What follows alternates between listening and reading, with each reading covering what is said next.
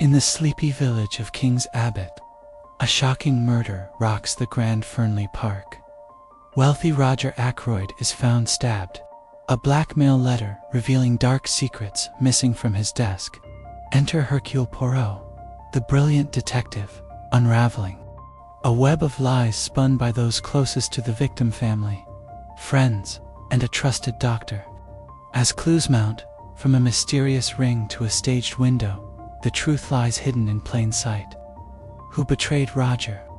A chilling tale of deception awaits, where the killer's identity will stun you. Chapter 1. The village of King's Abbot lay drowsing under the late summer sun. A quaint cluster of cottages and winding lanes in the heart of England's countryside. Its thatched roofs and ivy-clad walls suggested a timeless peace, but beneath the surface, secrets stirred like leaves in an autumn breeze. As the village physician, I, Dr. James Shepherd, knew more of these secrets than most. My rounds took me into homes where whispered confidences mingled with the scent of lavender and liniment.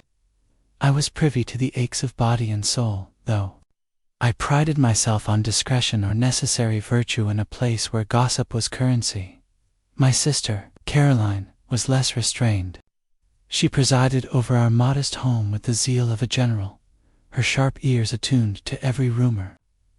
Over breakfast that morning, her talk was all of Mrs. Ferrars, the wealthy widow whose sudden death a week prior had set tongues wagging. Suicide. They're saying, Caroline declared, buttering her toast with vigor. But I say there's more to it. She was too proud for that, mark my words. I murmured non-committally, accustomed to her theories. Mrs. Ferrars's death, officially attributed to an overdose of veronal, carried whispers of darker truths. Some said guilt over her first husband's demise, a grim affair hushed up years ago. The village was still digesting this when another matter arose. Roger Ackroyd, a widower of means and master of Fernley Park, had invited me to dine that evening. Roger was a robust man, generous, but not without a temper. His life woven into King's Abbot's fabric through wealth and influence. His household was a curious mix. Ralph Peyton, his stepson, whose charm masked a reckless streak. Flora Ackroyd, his niece, a girl of delicate beauty and uncertain temper. Major Blunt, a taciturn friend with a hunter's bearing. And Mrs. Russell, the housekeeper, whose efficiency bordered on severity. I looked forward to the dinner, if only for a change from Caroline's relentless speculation. That afternoon, as I tended to old Mr. Hammond's rheumatism, he dropped a hint about Roger. Heard he's been out of sorts, the old man wheezed. Something about letters troubling him. I filed this away, curious but not alarmed. Roger was not one to share burdens lightly. By evening, I walked the short path to Fernley Park, the air heavy with the scent of honeysuckle. The manor loomed grandly, its windows glowing against the dusk. Parker, the butler, ushered me in with his usual polish, though I caught a flicker of unease in his eyes. In the drawing room, Roger greeted me with forced joviality. "Good to see you, James," he said, clapping my shoulder. His face, usually ruddy, seemed drawn, his eyes darting to the folded letter protruding from his pocket. Flora was there, her smile bright but brittle, while Ralph lounged by the fireplace, his careless grin at odds with the room's tension. Major Blunt nodded curtly, and Mrs. Russell glided in to announce dinner. Her gaze lingering on Roger. Over soup, the conversation danced around village matters, but Roger's distraction was palpable. After the meal, he drew me aside to the library, closing the door with a click. "James," he began, his voice low, "I'm in a devil of a fix." He pulled out the letter, its edges worn as if handled too often. "Mrs. Ferrars told me something before she died. She was being blackmailed about her husband's death. She admitted to me she poisoned him, years back. This letter proves someone else knew." His fingers trembled. "They're demanding money, and I don't know whether to pay or expose the wretch. I mean to settle it tonight." I urged caution, but his resolve was iron. "No, James, I'll face this head on. Come back tomorrow, and I'll tell you more." I left him there, the letter clutched in his hand, his silhouette stark against the firelight. As I stepped into the cool night, King's Abbot seemed quieter than ever. Yet I felt the stirrings of something ominous, like a storm gathering beyond the horizon. Chapter 2. The dinner at Fernley Park. The walk to Fernley Park that evening carried a peculiar weight, as if the very air of King's Abbot held its breath. The manor stood at the edge of the village, its gabled roofs and tall chimneys cutting a grand silhouette against the fading light. I, Dr. James Shepherd, adjusted my tie and quickened my pace, mindful of Roger Ackroyd's invitation to dine. His summons had been abrupt, delivered by a note that morning, its tone hinting at urgency beneath the usual courtesies. Roger was not a man given to theatrics, so I sensed something amiss, though I could not yet name it. Parker, the butler, greeted me at the door with his customary bow, his face a mask of professional calm. Yet, in the flicker of his eyes, I detected a shadow of disquiet, perhaps, a reflection of the household's mood. He led me through the oak-paneled hall, where portraits of Ackroyd ancestors gazed down with stern approval, to the drawing-room. The room was warm with lamplight, its heavy drapes drawn against the encroaching dusk. A fire crackled in the grate, casting dancing shadows on the polished furniture. The gathered company turned as I entered, their faces a study in contrasts. Roger Ackroyd stood by the mantel, his broad frame filling the space with an air of authority. His usually florid complexion seemed sallow, and his hand, resting on the mantelpiece, gripped a glass of sherry with undue force. Beside him, Flora Ackroyd, his niece, offered a smile that did not reach her eyes. Her golden hair was swept up elegantly, but her fingers toyed nervously with the pearls at her throat. Ralph Peyton, Roger's stepson, lounged in an armchair, one leg slung over the other, his boyish charm undercut by a restless energy. Major Hector Blunt, a weathered man with the bearing of a soldier, stood apart, nursing a drink and observing the room with quiet intensity. Mrs. Russell, the housekeeper, hovered near the door, her dark dress severe, her expression unreadable, but alert. "James, glad you could come," Roger said, his voice hearty but strained. He gestured to a chair, and I sat, noting the slight tremor in his hand as he poured me a sherry. The conversation began, lightly village matters, the harvest festival, the new vicar's sermon, but an undercurrent of tension ran through it. Flora spoke of her plans to visit London, her words bright but brittle, as if she were reciting a script. Ralph tossed out a jest about the local cricket match, but his laughter rang hollow. Blunt contributed little, his replies clipped, his eyes drifting to Flora with a guarded softness I hadn't noticed before. Mrs. Russell, who joined us briefly before dinner, remarked on the weather with a precision that felt oddly formal. As we moved to the dining room, the atmosphere grew heavier. The table was set with Fernley's finest silver gleaming under the chandelier, crystal catching the light like prisms. Parker served the soup, a rich consommé with silent efficiency, but I caught him glancing at Roger, as if awaiting a signal. The first course passed with small talk, but Roger's distraction was palpable. He pushed his food around his plate, his eyes straying to a folded letter tucked beside his napkin. I recalled Mr. Hammond's gossip about Roger's recent troubles, and wondered if the letter was the cause. "Roger, you seem out of sorts," I ventured during a lull, keeping my tone light. "Nothing serious, I hope." He started, as if caught unawares, then forced a smile. "Just business, James. You know how it is, always some bother or other."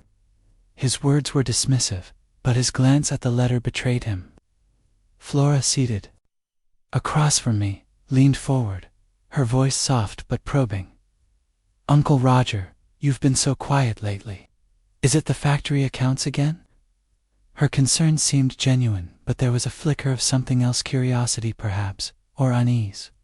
"Nothing," For you to worry about, my dear, Roger replied, a touch too quickly. He turned the conversation to Flora's engagement, a topic that brought a flush to her cheeks and a scowl to Ralph's face.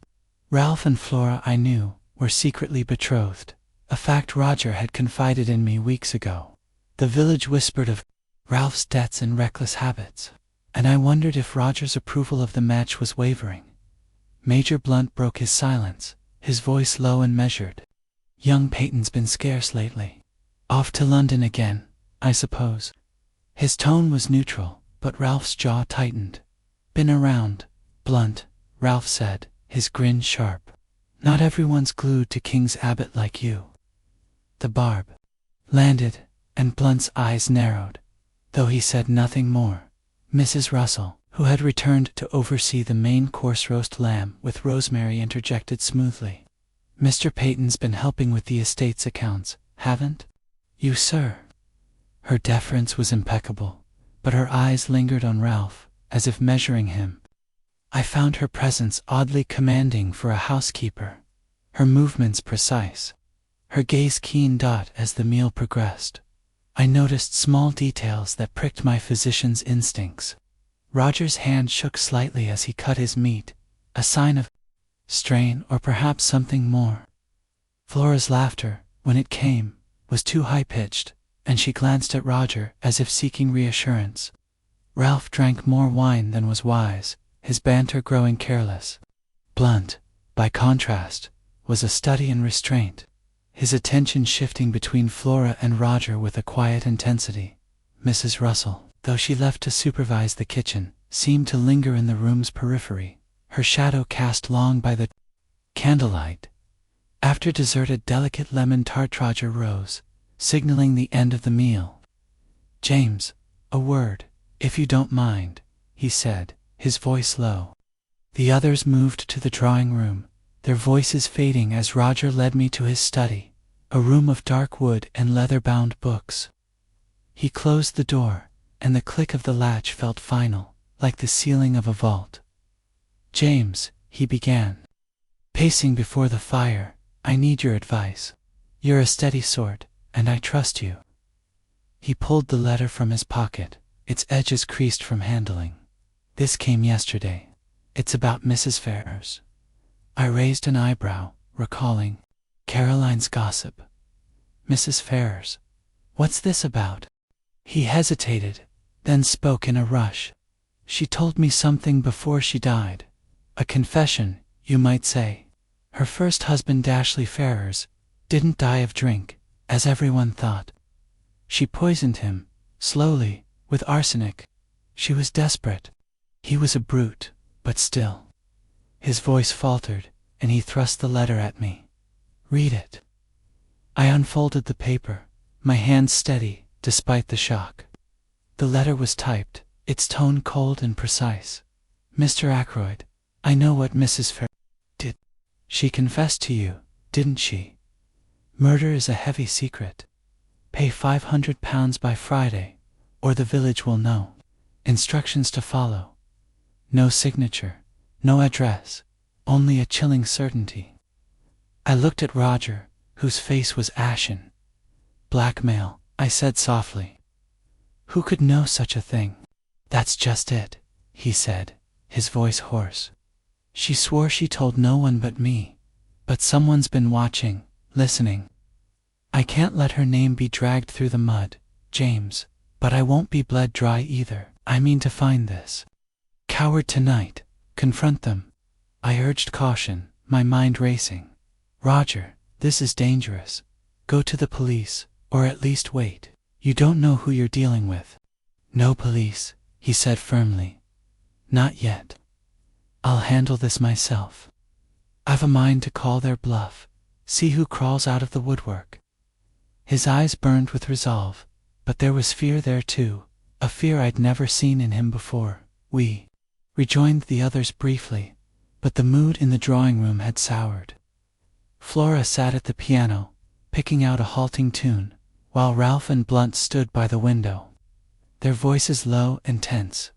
Mrs. Russell had vanished, presumably to her duties, but her absence felt conspicuous. I made my excuses, citing a late patient, and left Roger to his plans. As I stepped into the night, the letter's words echoed in my mind. King's Abbot, with its quiet lanes and watchful eyes, seemed suddenly a place of shadows. I walked home. Slowly, the gravel crunching underfoot, my thoughts a tangle. Roger's determination worried me. Blackmailers were not to be trifled with. I wondered who in the village could know such a secret, someone close to Mrs. Ferrars, perhaps, or two. Roger himself. Caroline was waiting when I reached home, her eyes bright with curiosity. "Well," she demanded, "what's the news from Fernley Park?" I deflected her questions, pleading fatigue, but her scrutiny followed me to my room. As I lay in bed, the memory of Roger's face haunted, resolute kept sleep at bay. I felt the stirrings of something ominous, a sense that the evening's events had set in motion a chain I could not yet see. King's Abbot, for all its sleepy charm, was no longer a place of peace.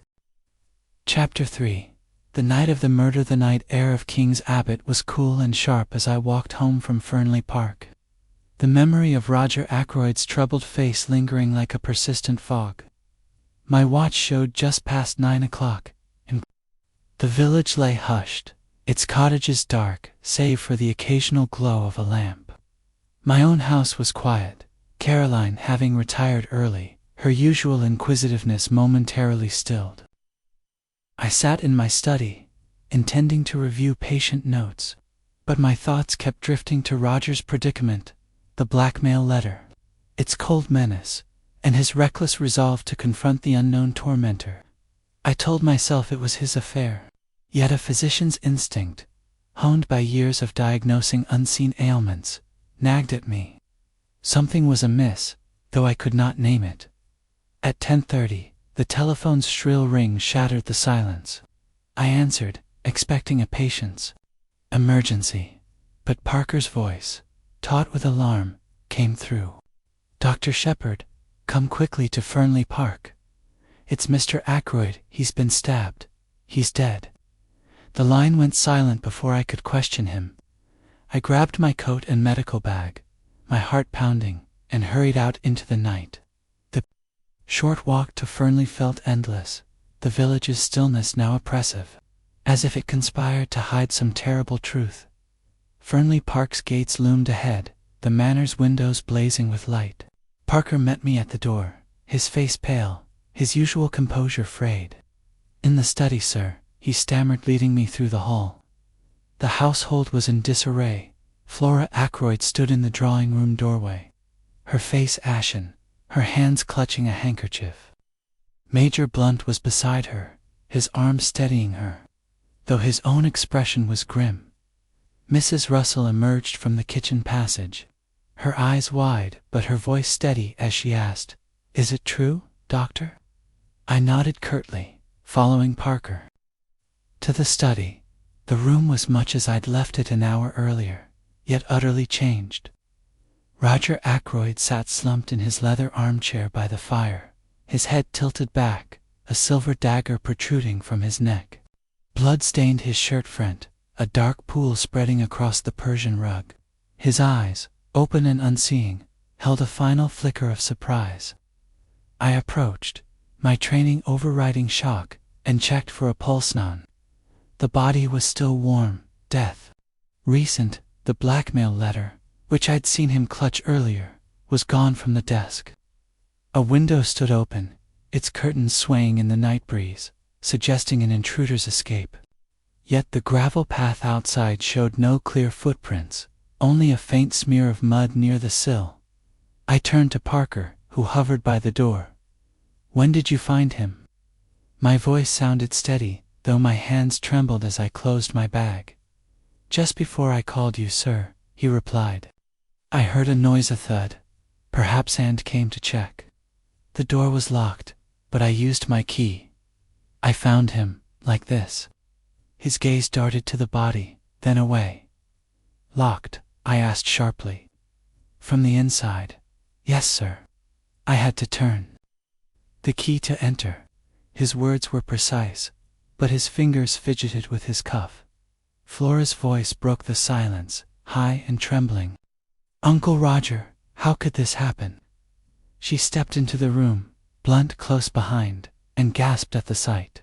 "Who would do this?" Her eyes, wide with grief, searched mine as if I held answers. Before I could respond, a new figure appeared. In the door, a small, precise man with a neatly trimmed mustache and eyes like polished agate. Hercule Poirot, the retired detective who had taken up residence in King's Abbot. Drawn by its quiet charm, or so he claimed. I'd met him briefly at a village fete, where his quaint mannerisms and sharp wit had left an impression. Now, his presence was both unexpected and oddly reassuring. "Dr. Shepherd," he said, his accent crisp. "I was passing when I saw the lights in commotion. May I be of assistance?" His gaze swept the room, taking in the body, the open window, the scattered papers on the desk. Without waiting for permission, he stepped forward, his movements deliberate, like a cat stalking unseen prey. The local constable, Inspector Davis, arrived shortly after, his heavy tread announcing his authority. He was a bluff man, competent, but unimaginative, and he seemed relieved to see Poirot. "Monsieur Poirot, good of you to be here. This is a nasty business." He glanced at me. "Dr. Shepherd, you were here earlier, weren't you?" "Yes," I said, recounting my dinner visit and Roger's agitation over the blackmail letter, though I kept its details vague, mindful of his confidence. Poirot's eyes flickered toward me, and I felt a prickle of unease, as if he saw more than I intended. Poirot knelt by the body, examining the dagger without touching it. "A curious weapon," he murmured. "Not a common household item, Nan. And the angle precise, deliberate." He rose, his attention shifting to the window. "This open window, it invites suspicion, yet the ground outside is undisturbed." "Most interesting." He turned to Parker. "You heard a thud, you say? At what time?" "About 10:15, sir," Parker replied, his voice steadier now. "I was in the hall, preparing to lock up, and the door was locked when you entered." Poirot pressed. "Yes, sir, I'm certain of it." Poirot nodded, his lips pursed. He moved to the desk, noting a displaced chair and a smudge of dirt on the windowsill, barely visible in the lamplight. "Dr. Shepherd," he said, turning to me, "you left at 9, yes? And no one else entered the study after you?" "Not that I saw," I said, my mind racing to recall every detail. "Roger was alone when I left." Flora, still trembling, spoke up. "I saw Ralph earlier, before dinner. He was in the garden, but he didn't come in with us. He's not here now." Her voice broke, and Blunt placed a hand on her shoulder, his face unreadable. "Ralph Peyton," Poirot repeated softly, as if tasting the name. "The stepson. And where is he now, I wonder?" His question hung in the air, unanswered. "Inspector." Davis began questioning the household, his notebook filling with alibis. Flora had been in her room, reading, she claimed. Blunt had been on the terrace, smoking a cigar. Mrs. Russell had been in the kitchen, overseeing the staff. Parker had been in the hall, as he'd said. Each account was plausible, yet Poirot's silence suggested he found them wanting. He paced the room, his small hands clasped behind his back, his eyes darting from the dagger to the desk to the open window. "Mon ami," he said to me quietly, "this murder, it is not what it seems. The locked door, the missing letter, the window, these are pieces of a puzzle, but they do not yet fit." His gaze held mine, and I felt an inexplicable chill, as if he saw through my careful recounting to something I had not yet acknowledged, even to myself. The police sealed the study, and Poirot suggested we reconvene in the morning. As I left Fernley Park, the night seemed darker, the village is quiet now, a cloak for hidden truths. I walked home, my mind a whirl of imagesurous lifeless form, The missing letter, Poirot's piercing eyes. King's Abbot, once a haven of routine, had become a stage for tragedy, and I, unwittingly, was part of its cast. Chapter 4. Poirot takes the case the morning after Roger Ackroyd's murder. King's Abbot awoke to a grey sky, as if the village itself mourned its loss. The news had spread like wildfire, carried by whispers in the bakery and furtive glances at the post office. I, Dr. James Shepherd, found sleep elusive, the image of Roger's lifeless form etched in my mind. My breakfast was interrupted by Caroline, her eyes alight with the thrill of tragedy. "Murder, James. At Fernley Park. What do you know of it?" she demanded, her teaspoon poised like a conductor's baton. I gave her the barest details. Roger stabbed, the police called, knowing her imagination would supply the rest. Her chatter followed me out the door as I headed to Fernley Park, summoned by a note from Hercule Poirot. The manor was subdued, its grandeur dimmed by grief. Parker, the butler, admitted me with a somber nod, his usual polish tempered by red-rimmed eyes in the drawing-room. The household gathered, their faces a gallery of strain and suspicion. Flora Ackroyd sat by the window, her delicate features drawn, her fingers twisting a damp handkerchief. Major Blunt stood near the fireplace, his posture rigid, as if braced for battle. Mrs. Russell, the housekeeper, moved silently, arranging a tray of tea with mechanical precision. Ralph Peyton's absence was a palpable void, his name unspoken but heavy in the air. Poirot entered, his small frame commanding the room with an authority that belied his size. His mustache was immaculate, his suit pristine, but his eye sharp and unyielding missed nothing. "Mesdames, et messieurs," he began, his voice clear and deliberate, "I have agreed to assist Inspector Davis in this matter. The murder of Monsieur Ackroyd is a puzzle, and I, Hercule Poirot, am drawn to puzzles. But I require your cooperation. The truth lies in the details, and you each hold a piece." Inspector Davis, hovering at Poirot's elbow, cleared his throat. "We're treating this as a robbery gone wrong for now. Mr. Ackroyd withdrew a large sum from his bank. Yesterday £200, gone missing. Likely the motive." He glanced at Poirot, as if seeking approval, but Poirot's expression remained inscrutable. Poirot began his inquiries, his questions deceptively simple.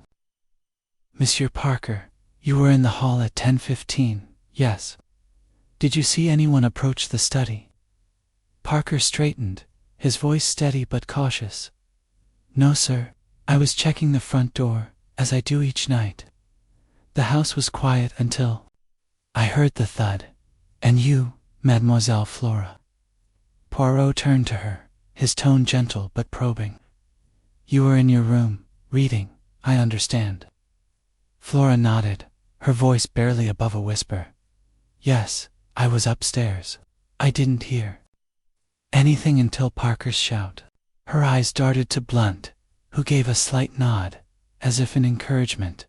"Major Blunt," Poirot continued, "you were on the terrace, smoking.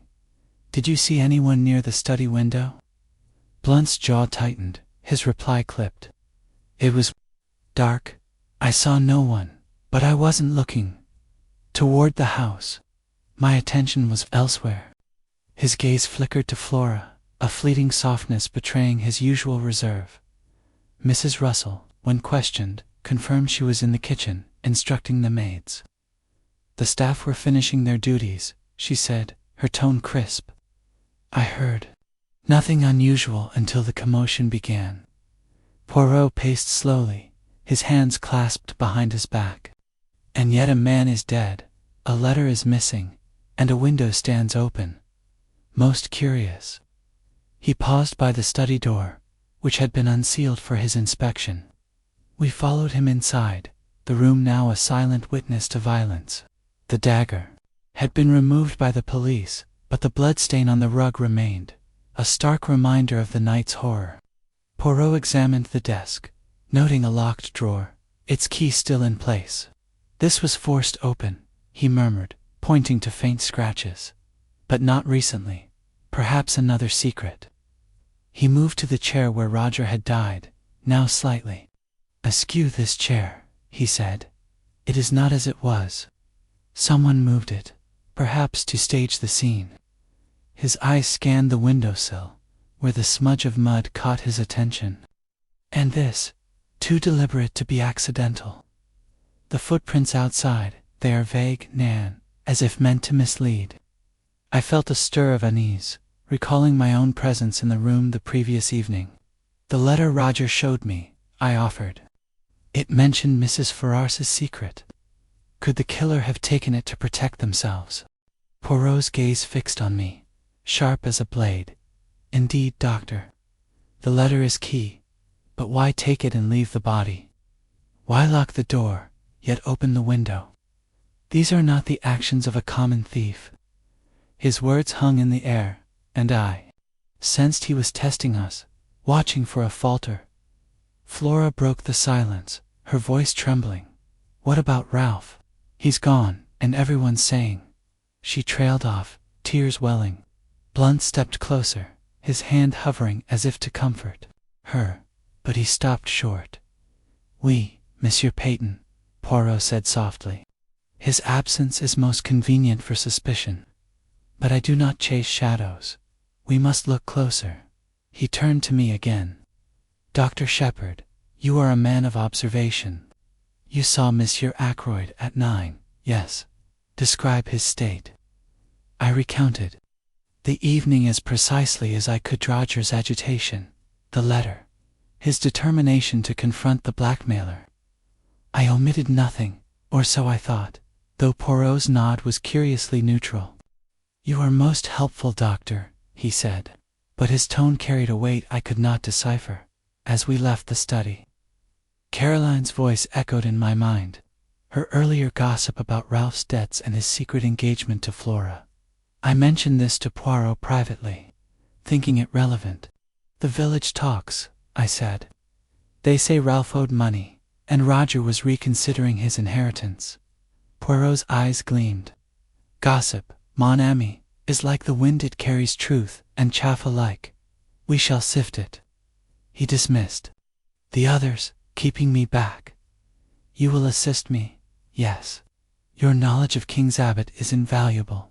But you must observe with the mind, not just the eyes.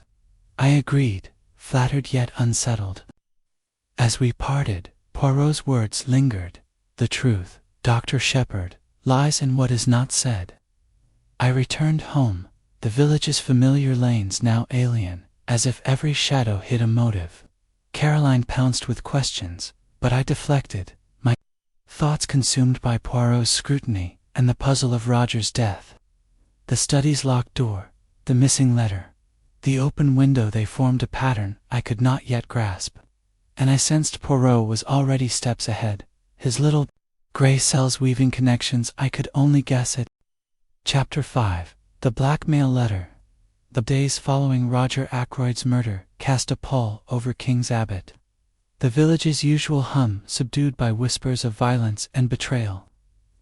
I, Dr. James Shepherd, found my routine disrupted, my patients' ailments overshadowed by their questions about Fernley Park. Caroline, ever the barometer of village sentiment, relayed fresh gossip over tea. Ralph Peyton was still missing, and some claimed he'd fled to London, pursued by debts or guilt.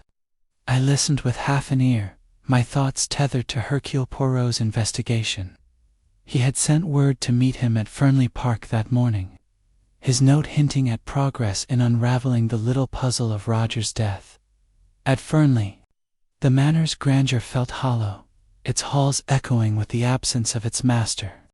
Poirot was in the drawing-room, his small figure dwarfed by the high-backed chairs, yet his presence filled the space. He greeted me with a nod, his eyes bright with that peculiar intensity I was beginning to recognize as a sign of his mind at work. "Dr. Shepherd," he said, "you are punctual, which is good. The truth, it waits for no one." Beside him, Inspector Davis shuffled papers, looking faintly exasperated, as if Poirot's methods tested his patience.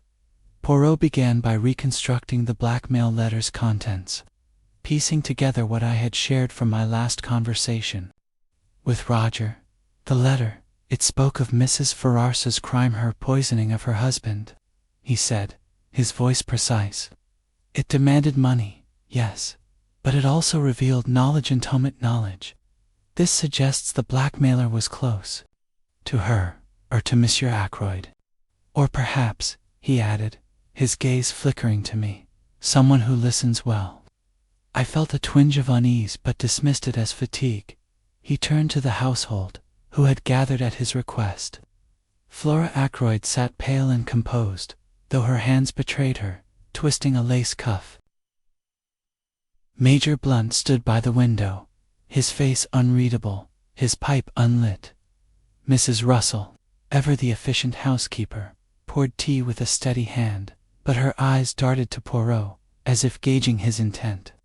Parker hovered near the door, his deference tinged with wariness. Mademoiselle Flora, Poirot began, you spoke with your uncle before dinner, yes. Did he mention this letter? Flora hesitated, her voice soft but clear. He was upset, but he didn't tell me why. I asked if I could help. Ralph needed money, you see, for business matters. Uncle Roger promised to think it over, but he seemed distracted. Her words faltered, and she glanced at Blunt, who offered a slight nod. Poirot's attention shifted to Blunt. Major, you were on the terrace that evening. Did you hear anything, a conversation, perhaps, between Monsieur Ackroyd and another? Blunt cleared his throat, his reply measured. I heard raised voices from the study, just before 9. Couldn't make out the words, but Roger sounded angry. I didn't think much of it. He often argued with Ralph about money. His eyes met Poirot's briefly, then slid away, as if reluctant to linger. Poirot nodded, his lips pursed. And you, Madame Russell? Your duties take you everywhere in this house. Did you see or hear anything unusual? Mrs. Russell set down the teapot with deliberate care. I was in the kitchen most of the evening, monsieur. The staff were busy, and I heard nothing until Parker's alarm. Her tone was firm, but her fingers brushed the edge of her apron. A small tell of discomfort. Poirot paced, his hands clasped behind his back. The letter is gone, taken by the killer, I presume, to protect their identity. But why? If it named no one, what danger did it pose? He stopped, his gaze sweeping the room. The answer lies in what the letter implied: a secret shared, a trust betrayed. I shifted in my seat, recalling Roger's words in the study. He said Mrs. Ferrar swore she told no one but him. I offered. The blackmailer must have learned it some other way, perhaps through eavesdropping, or a servant's gossip. Poirot's eyes gleamed. Precisely, doctor. The how is as important as the who. We must look to those close to the victim. He turned to the study, beckoning me to follow. The room was as we'd left it, the blood stain on the rug, now a dull brown, the open window sealed by police order. Poirot examined the desk again, his fingers tracing the scratches on the locked drawer. This was forced, but not recently, he said. Perhaps Monsieur Ackroyd kept other secrets here. He pointed to a small smudge on the windowsill, the same mud I'd noticed before. This is curious, Nan. Too precise, as if placed to suggest an intruder. Yet the gravel outside shows no clear tracks. He knelt, inspecting the floor, and paused at a faint mark near the chair. A shoe, perhaps, but not one that matches the household's boots. We must check this. As we returned to the drawing room, a gardener, summoned by Inspector Davis, awaited us. He was a wiry man named Hodges, his cap twisted in his hands. I saw someone that night, sir, he said to Poirot. Near the shrubbery, about 8:30. A man, I think, but it was dark. He moved quick, like he didn't want to be seen. Poirot's eyebrows rose. And you told no one until now? Hodges flushed. Didn't seem important till Mr. Ackroyd was found dead, sir. Thought it was just a poacher. Poirot dismissed him with a nod, then turned to me. A stranger, or a convenient fiction? We must consider all possibilities. He lowered his voice. Dr. Shepherd, you are my eyes in this village. Keep your notebook close. Yes, write everything, even what seems trivial. The truth hides in the mundane. I agreed, though his scrutiny made me uneasy. As I walked home, Caroline pounced, her questions relentless. What's Poirot found? Is it Ralph? Or that Mrs. Russell she's too sharp for a housekeeper? I deflected her, my mind on Poirot's words. The letter, the smudge, the stranger in the shrubbery, they were threads in a tapestry I could not yet see.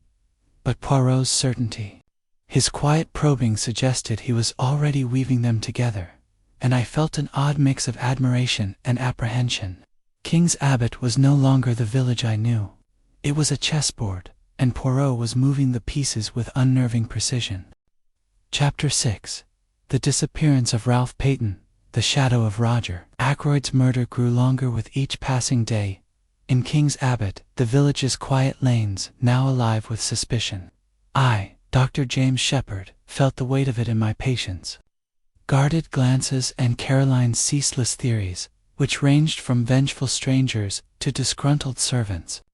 Her latest obsession was Ralph Peyton, whose absence had become the talk of every parlor. He's run off, James, she declared over breakfast, her eyes gleaming. Guilty, mark my words, or why else would he vanish?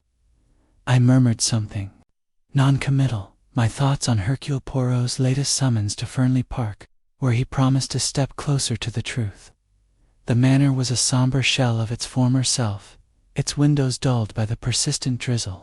Parker admitted me with a weary nod, his usual polish worn thin by sleepless nights.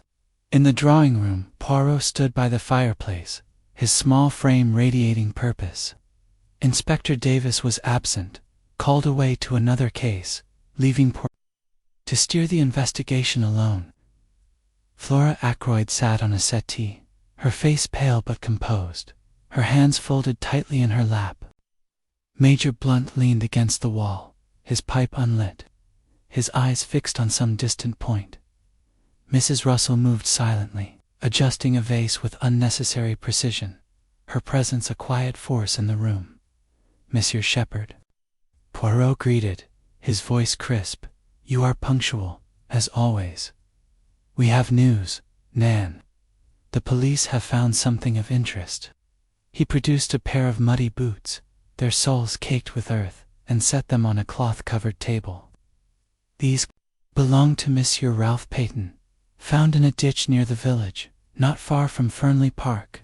Flora gasped, her composure cracking. Ralph's, but that means. Her voice trailed off, and she looked too Blunt, who offered no reassurance, his jaw tight. Poirot's eyes narrowed. The boots suggest flight. Yes, yet they are curious. The mud is fresh, but the soles, they do not match the faint marks in the study. Why leave such evidence, unless to point us to him? He paced, his hands clasped behind his back. Monsieur Peyton is missing, and this is convenient for someone. But I, Poirot, do not believe in convenience. He turned to Flora.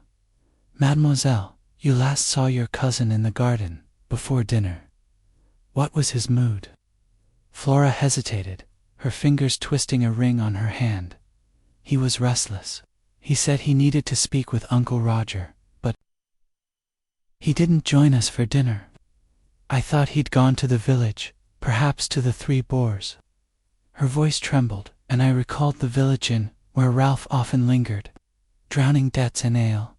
Poirot nodded, then addressed Blunt. Major, you mentioned hearing an argument. Could it have been Ralph with Monsieur Ackroyd? Blunt shifted, his reply measured. Possible. Roger was cross about something money likely. Ralph's been in debt before. But I didn't see him, only heard voices. His tone was steady, but his eyes flicked to Flora, as if gauging her. Reaction, Mrs. Russell, when questioned, claimed ignorance of Ralph's whereabouts. I saw him in the morning, monsieur, carrying a parcel to the post. Nothing unusual. Her words were clipped, her gaze steady, yet I sensed a guardedness, as if she weighed each syllable. Poirot dismissed them, keeping me back. Dr. Shepherd, I wish to visit someone who knew Madame Ferrers well.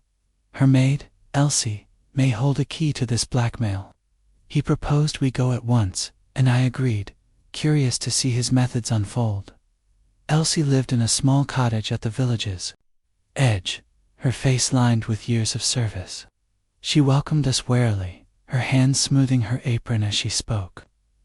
Mrs. Ferrers was a good mistress, she said, her voice soft but firm. Her death was a shock, but I never believed it was suicide. She was too strong for that. Poirot leaned forward, his eyes gentle but piercing. Did she receive letters, perhaps, in the months before her death? Letters that troubled her? Elsie hesitated, then nodded. Yes, sir, a few, typed no signature. She burned them, but once I saw her reading one, her hands shaking. She said nothing, only told me to mind my work. Her voice dropped. She did visit Mr. Ackroyd often, toward the end. They were close, sir. Poirot's expression remained impassive, but I sensed his mind cataloguing every word. And did she confide in anyone else? A friend, perhaps? None that I know, sir. She kept to herself, especially after her husband's death. Elsie's eyes clouded, and she added, I told no one her secrets, if that's what you're thinking. Poirot thanked her, and we left, the drizzle now a steady rain. As we walked back, he spoke softly. The blackmailer knew too much, Doctor. A maid might overhear, but to know of poison, of a confession, this points to someone closer, or someone clever. His gaze met mine, and I felt that familiar prickle of unease, as if he saw beyond my words. At home, Caroline was waiting, her questions a barrage. What's Poirot found? Those boots Ralph's, aren't they? I deflected, mentioning only the ongoing search for Ralph. But her words echoed Poirot's, someone close, someone clever. I sat in my study, my notebook open, recording the day's events as Poirot had asked. The boots, Elsie's story, the missing letter. They were pieces of a mosaic, but the pattern eluded me. Poirot, I suspected, was already tracing its outline, his little gray cells working where mine faltered. King's Abbot, once a place of simple truths, now felt like a labyrinth, and I was caught in its twists, drawn deeper by Poirot's relentless pursuit of the truth. Chapter 7. The clues accumulate. The rain had ceased by the following morning, leaving King's Abbot damp and glistening, as if the village sought to wash away the stain of Roger Ackroyd's murder. Yet the air remained heavy with unease, the villagers' whispers, now a constant hum. I, Dr. James Shepherd, felt the strain in my rounds, patients lingering less on their ailments than on the tragedy at Fernley Park. Caroline, ever vigilant, cornered me at breakfast with fresh gossip. A villager claimed to have seen Ralph Peyton at the station the night of the murder, a bag in hand. He's fled, James, she insisted, her eyes bright with conviction. Guilty as sin. I brushed her off, my mind fixed on Hercule Poirot's latest request, a meeting at Fernley to review new evidence. At the manor, the atmosphere was taut. The household gathered in the drawing room like actors awaiting their cues. Flora Ackroyd sat by a low table, her face pale but resolute, her fingers tracing the edge of a book she hadn't opened. Major Blunt stood near the hearth, his pipe now lit, sending curls of smoke toward the ceiling. Mrs. Russell, impeccable in her dark dress, adjusted a curtain with unnecessary care, her movements betraying a restless energy. Parker, the butler, stood by the door, his deference masking a flicker of strain.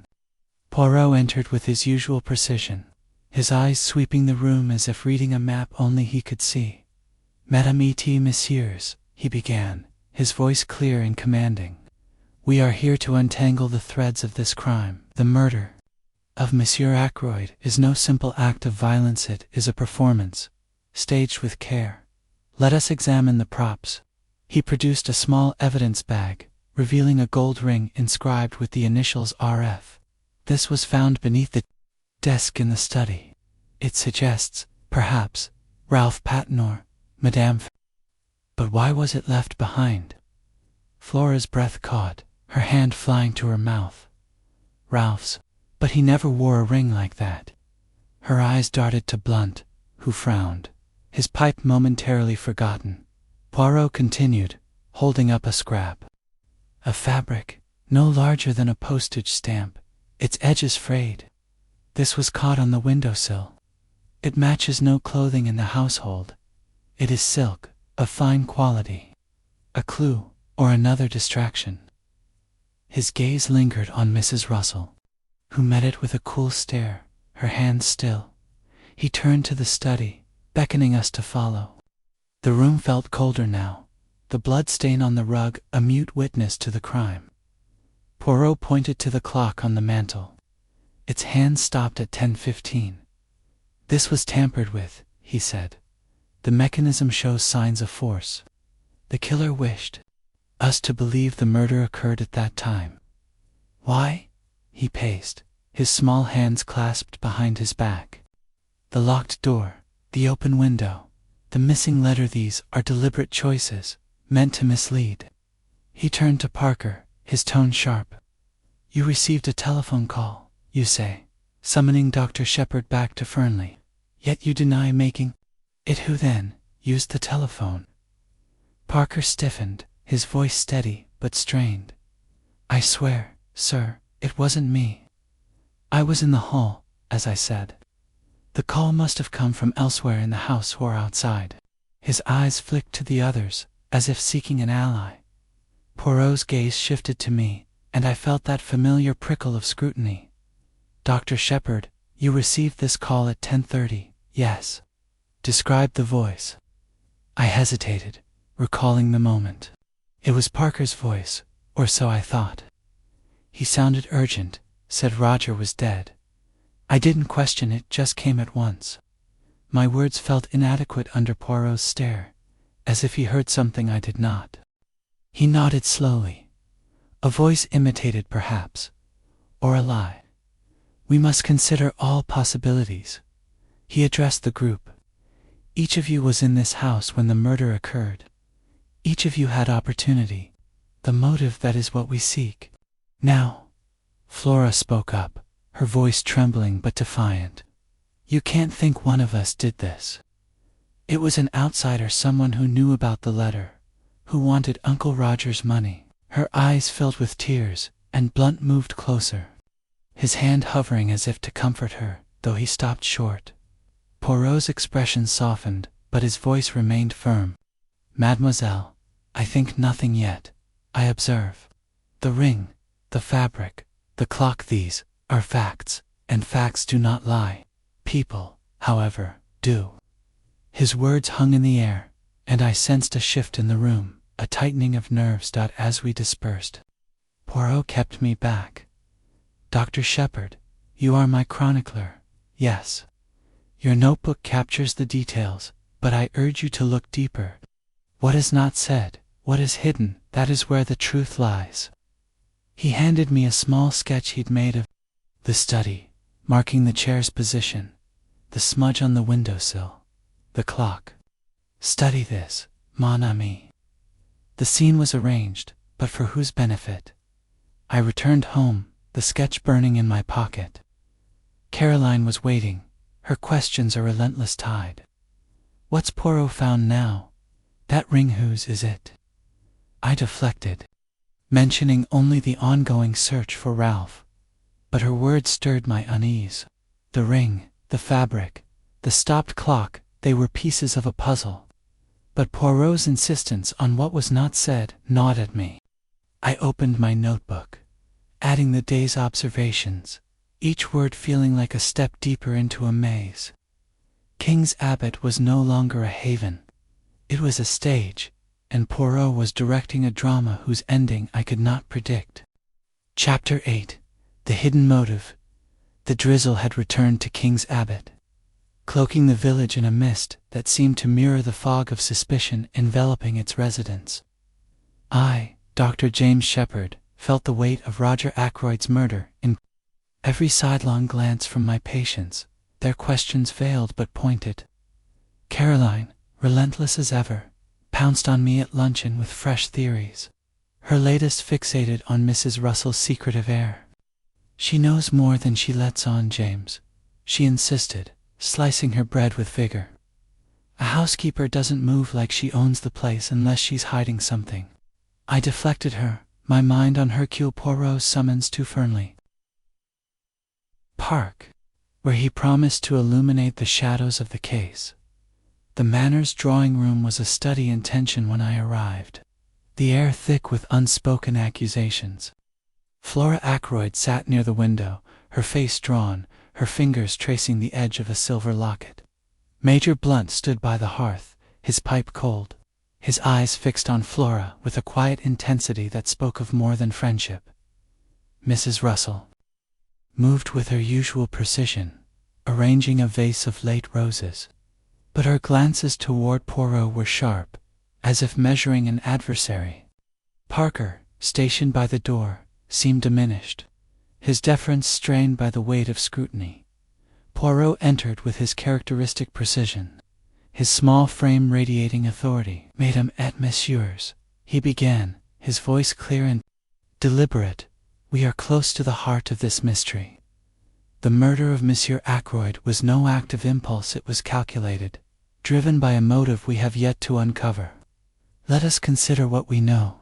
He paced, his hands clasped behind his back, his eyes scanning the room like a hawk's.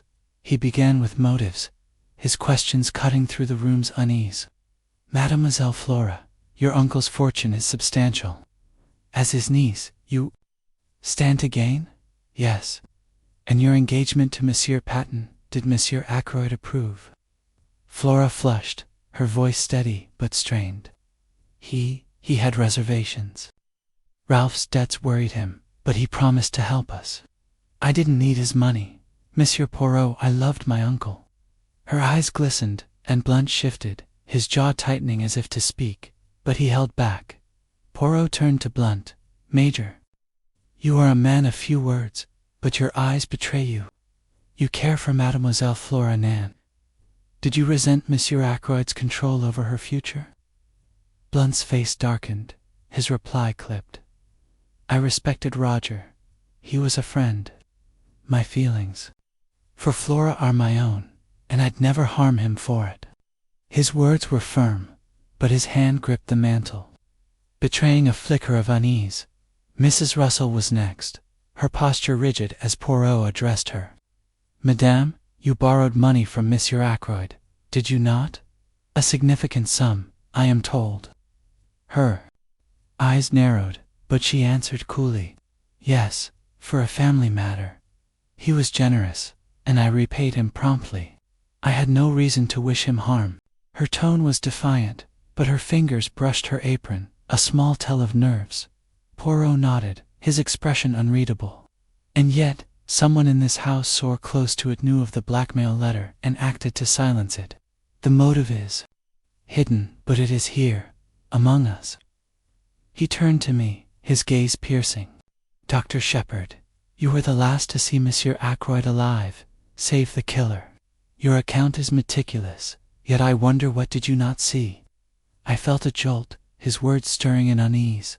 "I couldn't name. I've told you everything," I said, my voice steady. Roger was agitated about the letter, determined to confront the blackmailer. "I left him at 9, alive and alone. I recounted my movements again home, then back after Parker's call aware of Poirot's unblinking stare. He nodded slowly. "We, doctor, you are most thorough. But the mind, it plays tricks, Nan. We see what we expect, not what is." He addressed the group. "The ring, the fabric, the stopped clock. These are clues, but the motive is the key. Money, love, fear, revenge which drove the killer's hand."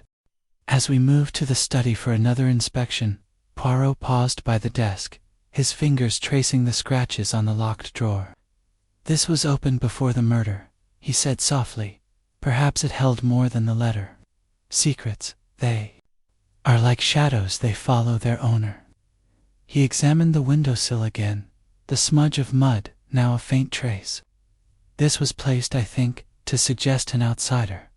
But the truth is closer." Back in the drawing room, Caroline's gossip surfaced in my mind, unbidden. She'd mentioned Mrs. Russell visiting Mrs. Ferrars late one night, months ago, a detail I hadn't shared. I hesitated, then whispered it to Poirot as the others dispersed. "My sister heard that Mrs. Russell called on Mrs. Ferrars after dark. It might mean nothing, but—" Poirot's eyes gleamed. "Nothing is nothing, mon ami. Every whisper has weight. We shall see." He dismissed me, but his parting words lingered. "The killer is close, Dr. Shepherd, hiding in plain sight. Watch and write." I returned home, the mist clinging to my coat like doubt. Caroline was waiting, her questions a barrage. "What's Poirot sniffing out now?" "Mrs. Russell, I'll bet she's too cunning." I deflected, mentioning only the ring and fabric, but her words echoed Poirot's. The killer was close. In my study, I opened my notebook, adding the day's details. Flora's inheritance, Blunt's unspoken love, Mrs. Russell's loan, the drawers, scratches. Each was a thread, but Poirot's certainty that the motive was hidden among whodunit at me. King's Abbot had become a web of secrets, and I felt entangled, drawn deeper by Poirot's relentless pursuit of a truth I could not yet see. Chapter 9. The trap is set. The mist over King's Abbot had thickened by the next morning, wrapping the village in a shroud that seemed to mirror the opacity of Roger Ackroyd's murder. I, Dr. James Shepherd, felt the case's weight in every step. My rounds through the village marked by hushed conversations and wary glances.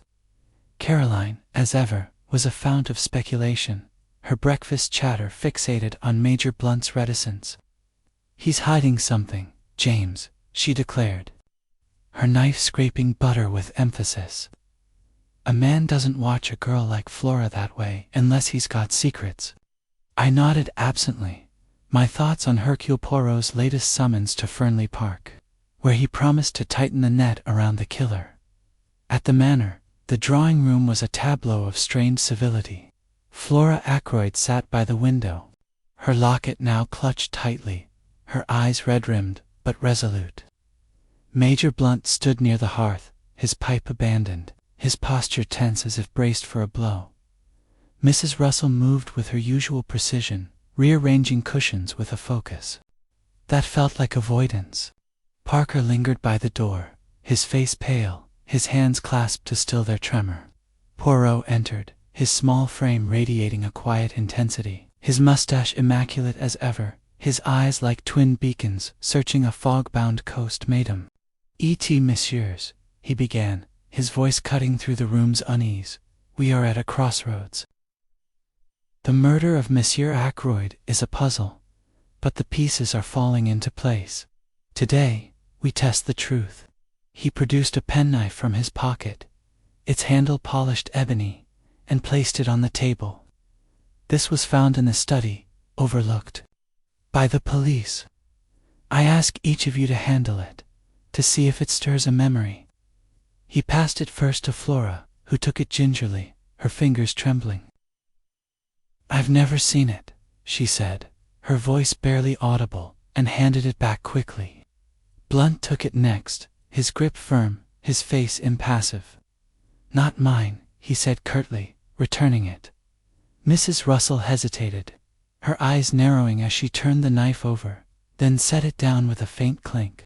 "It's not familiar," she said, her tone clipped. Parker last, fumbled slightly, his fingers brushing the blade, before he thrust it back to Poirot. "Never seen it, sir," he muttered, avoiding eye contact. Poirot watched each reaction, his expression unreadable.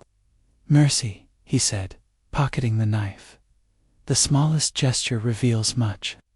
He paced, his hands clasped behind his back. Let us review. The ring inscribed RF, the silk scrap, the stopped clock, the smudged windowsill.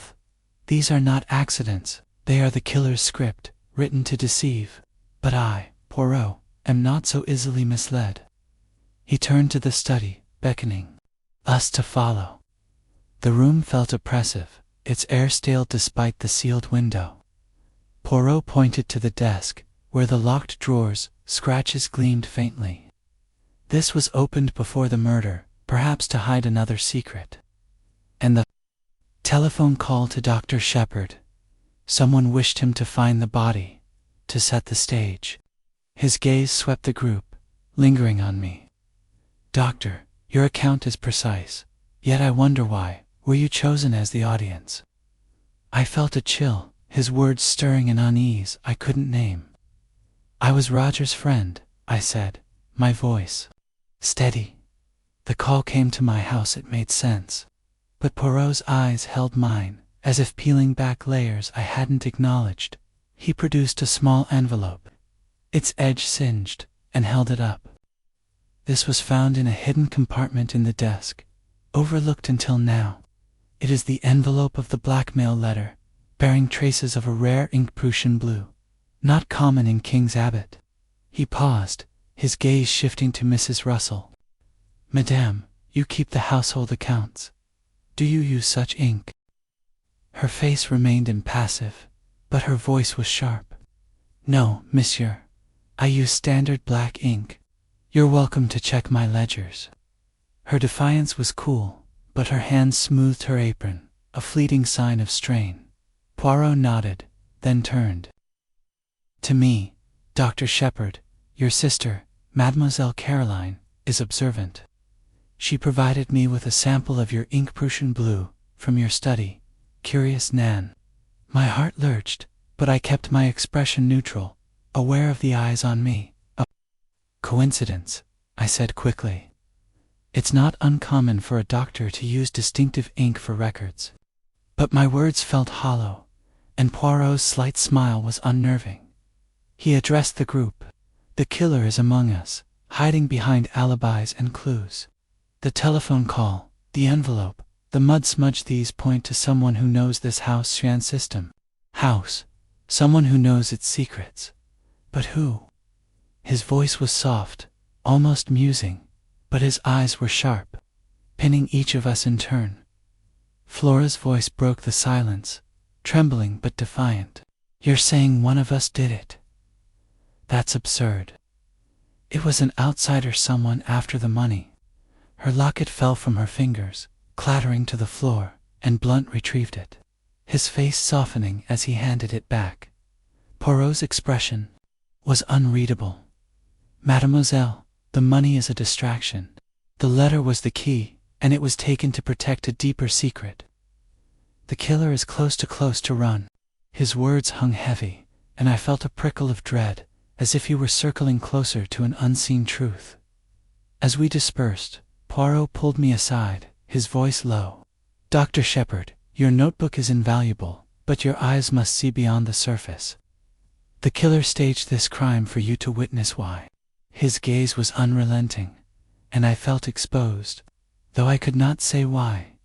I returned home, the envelope's singed edge burning in my mind. Caroline was waiting, her questions relentless. What's Poirot found now?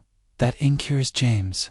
I deflected, mentioning only the penknife, but her words echoed Poirot's challenge. In my study, I opened my notebook, recording every detail, the knife, the envelope, the ink. Each clue felt like a step toward a precipice, and Poirot's trap, set with such precision, seemed to tighten around us all. King's Abbot was no longer a village but a chessboard, and I, unwittingly, was a pawn in Poirot's game, the truth lurking just beyond my grasp. Chapter 10. The confession. The mist over King's Abbot had lifted by the following day, but a heavier shadow lingered, as if the village itself sensed the unraveling of its secrets. I, Dr. James Shepherd, felt the weight of Hercule Poirot's investigation like a tightening noose. My rounds were a blur, patients' ailments secondary to their whispered questions about Fernley Park, Caroline, relentless as ever, cornered me at breakfast with a new theory about Flora Ackroyd's locket. It's suspicious, James Y. Clutch. It's so tightly unless it holds a secret, she said, her eyes gleaming. I brushed her off, my mind fixed on Poirot's cryptic note, requesting a private meeting at my home that evening. We must speak alone, mon ami, it read, and the words stirred a dread I could not shake. The day passed in a haze, my notebook heavy in my pocket, its pages filled with details I'd recorded at Poirot's insistence. Each entry, the ring, the silk scrap, the stopped clock, the singed envelope, felt like a breadcrumb leading to a truth I both sought and feared. By dusk, I sat in my study, the lamp casting long shadows across the desk. Poirot arrived promptly, his small figure filling the doorway, his mustache immaculate, his eyes like twin stars in a darkened sky. Dr. Shepherd, he began, closing the door with a soft click. We are at the end of our little drama. The stage is set, the curtain ready to fall. You have been my chronicler, but also my quarry.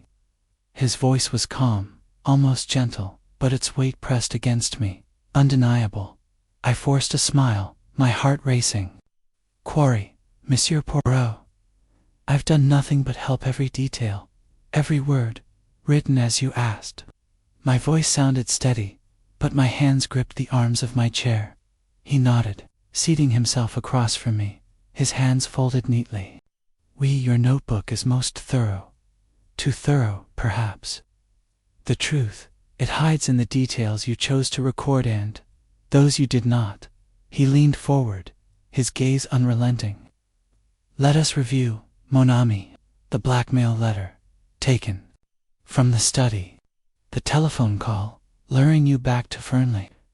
The mud smudge, so carefully placed. These are not accidents, they are your work. I felt a chill, as if the room had grown colder.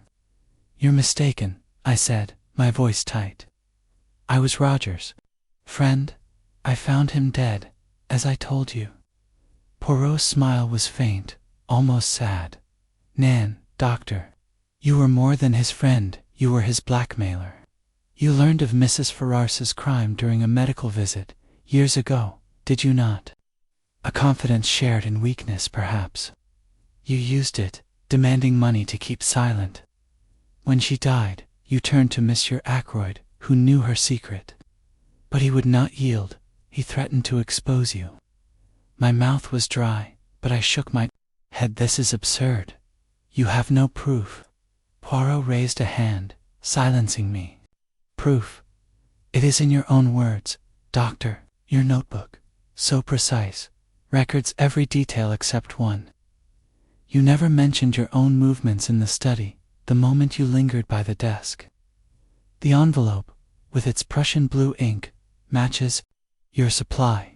The telephone call, made from within Fernley, was in a voice you alone recognized as Parkersby, 'cause you made it. The mud smudge, it matches the polish of your coat, taken when you brushed the sill to stage an intruder.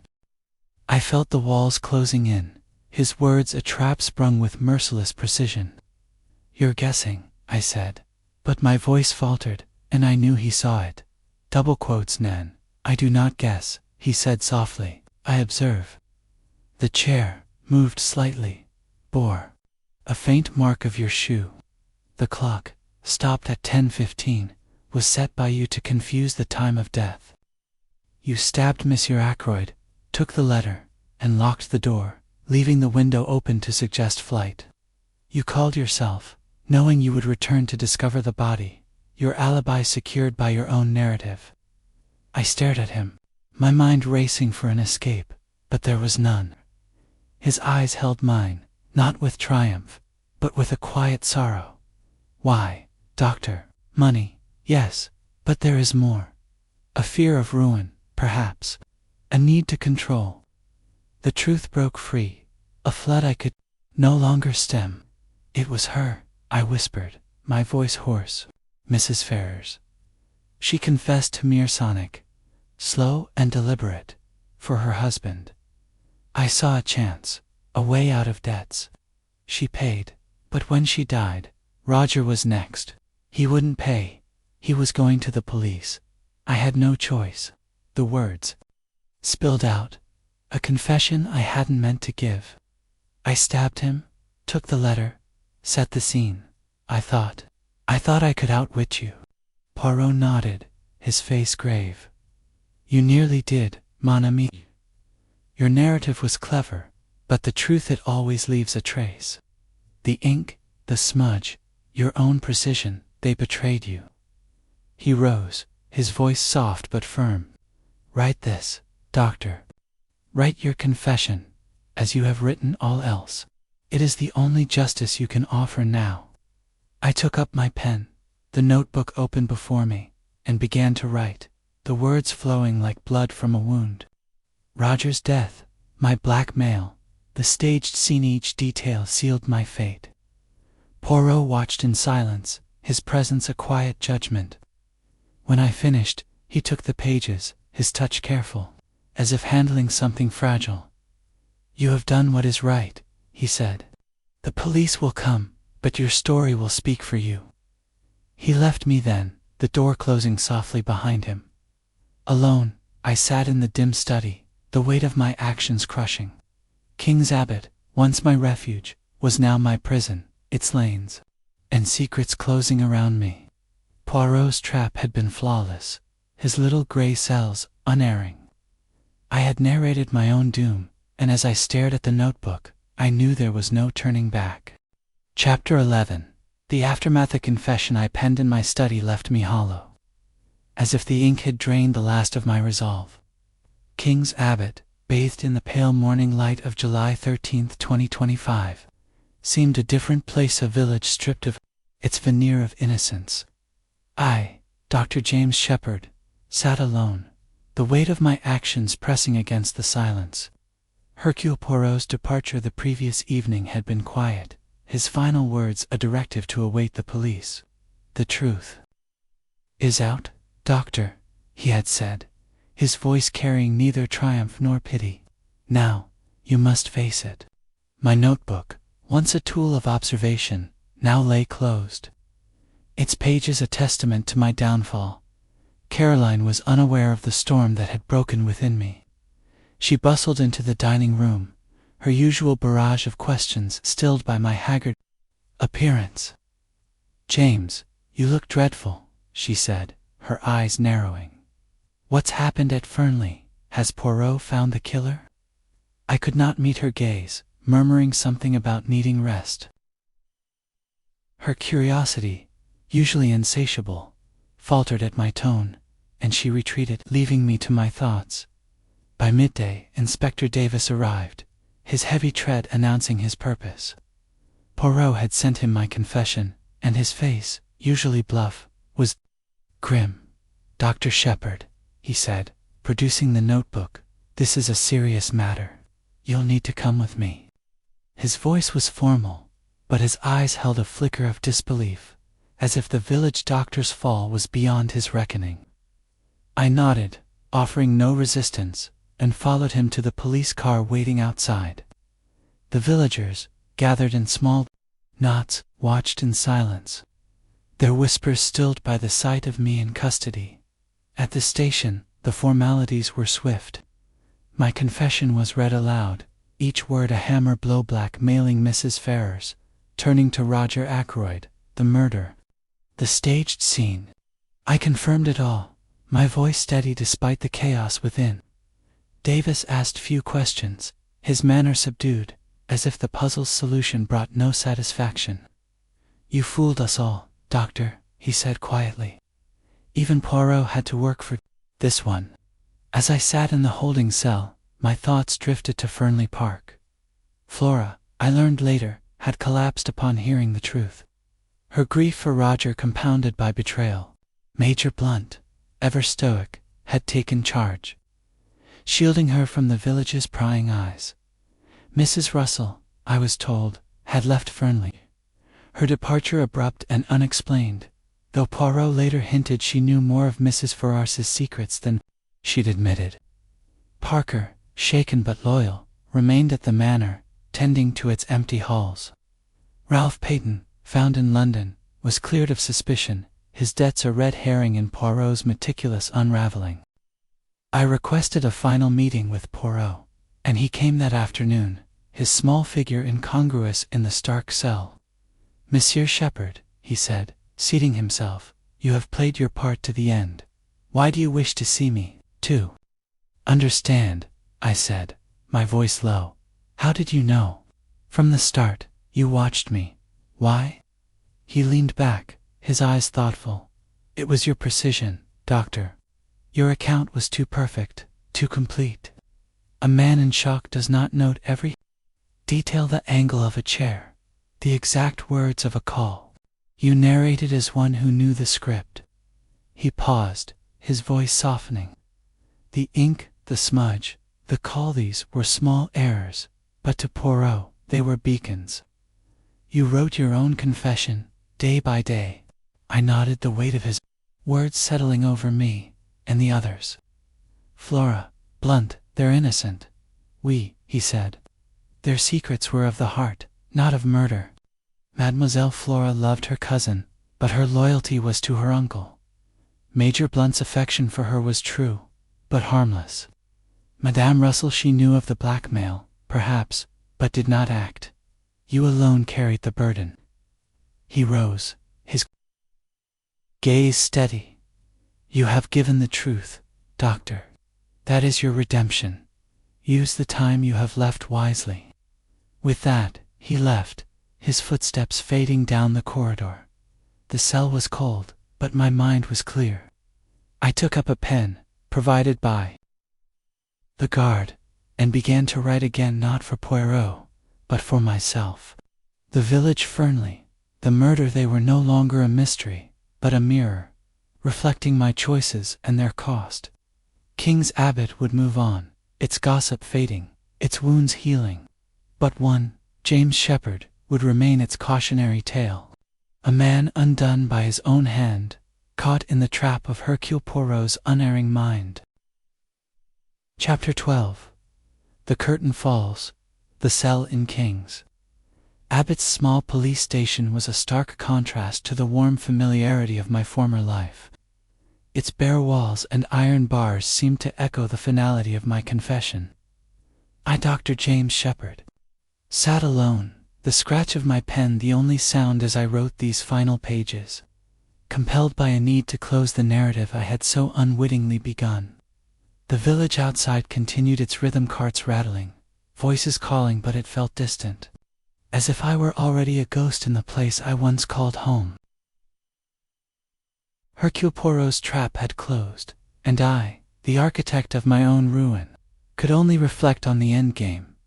The morning brought a visitor, not Poirot, but Flora Ackroyd, her face pale but composed, her eyes carrying a mix of sorrow and resolve. She stood beyond the bars, her hands clasped tightly, the silver locket now absent from her neck. "Dr. Shepherd," she said, her voice steady despite the tremor in her frame, "I had to see you.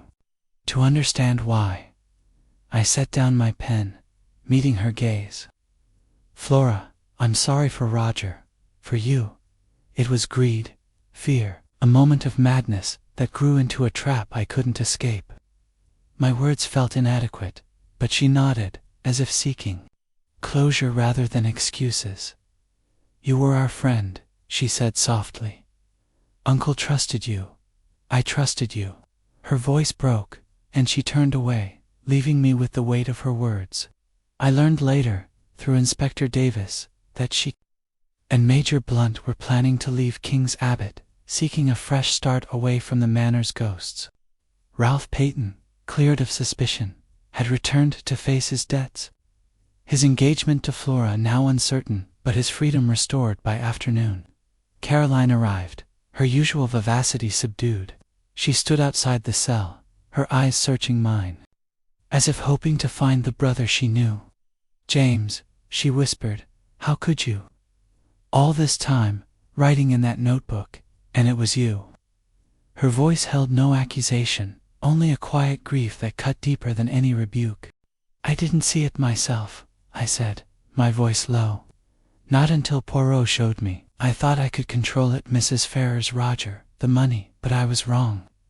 She reached through the bars, her hand brushing mine, a fleeting gesture of forgiveness I didn't deserve. She left without another word, her footsteps echoing in the corridor. Inspector Davis came next, his manner formal but not unkind. "Your confession's been sent to the magistrate," he said. "The trial will be quick, given the evidence. Poirot's report was thorough, your notebook sealed it." He paused, then added, "He's leaving King's Abbot tomorrow, says his work here is done."